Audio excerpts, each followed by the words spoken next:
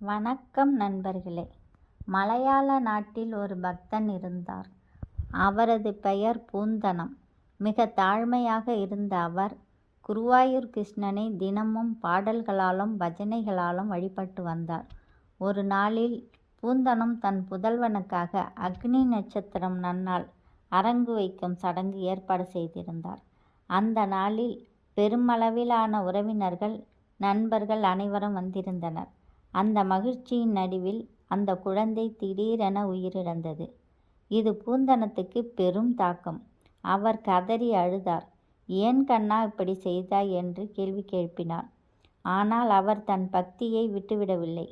எனது குழந்தையை நீ எடுத்துக்கொண்டாலும் என் உயிரை நீ எடுத்தாலும் நான் உன்னை விட்டு போக மாட்டேன் கண்ணா என உருகி உருகி அழுதார்.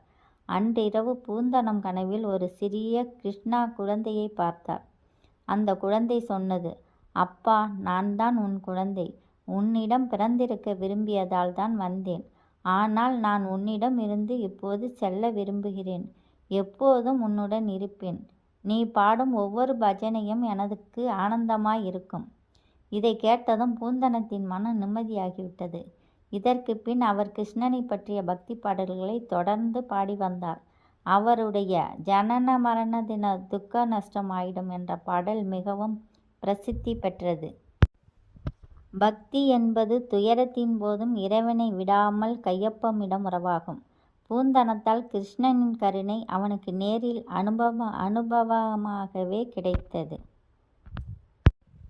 உங்களுக்கு கிருஷ்ணரை பிடிக்கும் என்றால் இச்சேனலை லைக் பண்ணுங்கள், ஷேர் பண்ணுங்கள், சப்ஸ்கிரைப் பண்ணுங்கள். நன்றி, வணக்கம்.